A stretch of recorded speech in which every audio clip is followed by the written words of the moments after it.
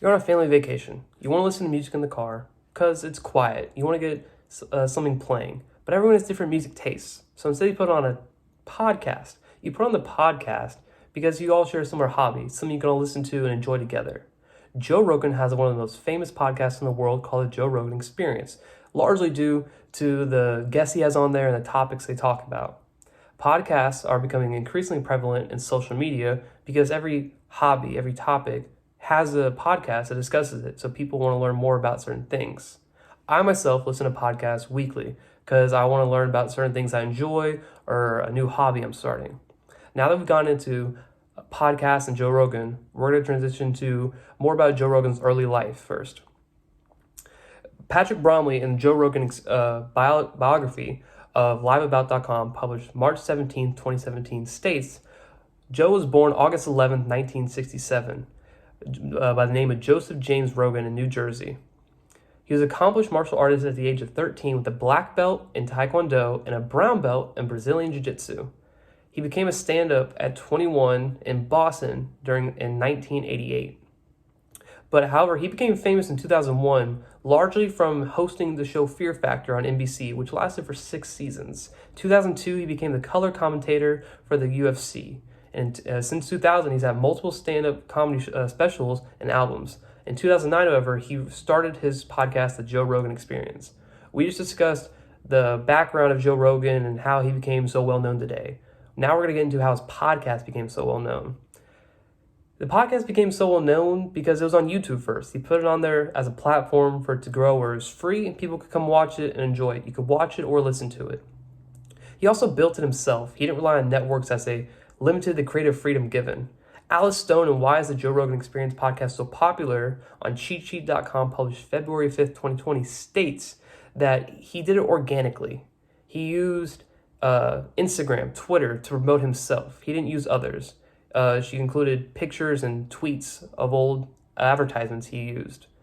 But also the podcast grew so much because of a variety of guests and the controversial statements they said, maybe even he said.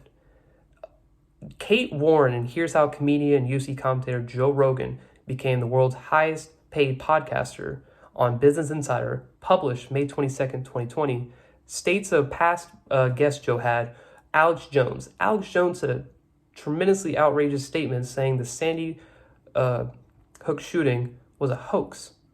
That caused public outroar and people were all upset about it.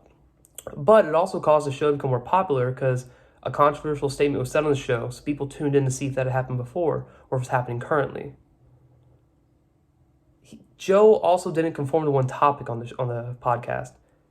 Every episode was different. Every guest was different. Nothing was the same. We just discussed how Joe's podcast grew from what he did and how certain things he didn't do caused it to explode in social media.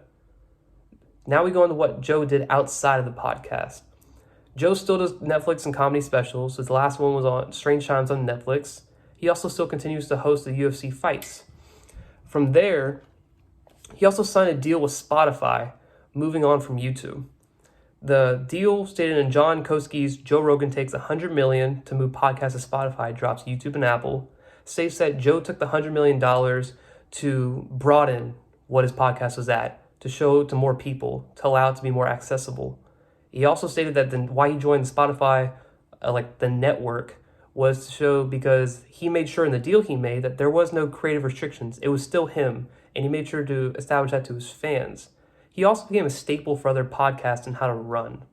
Julia Alexander and Joe Rogan helped create a podcast culture and now is leaving it.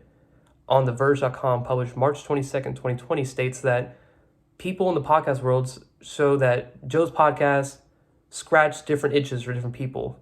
It wasn't just the same thing over and over. He broadened himself. Everything was different so it fit more people.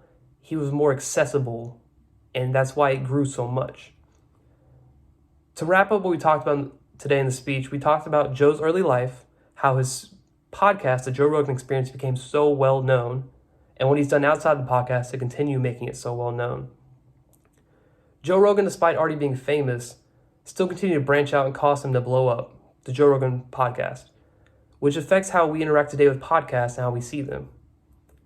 Joe's work in podcasts changed how they were done and to where many podcasts use his scheme and formula to establish himself in that world, to where they're more broad and they're allowed to fit more than one person, more than one type. Thank you for your time.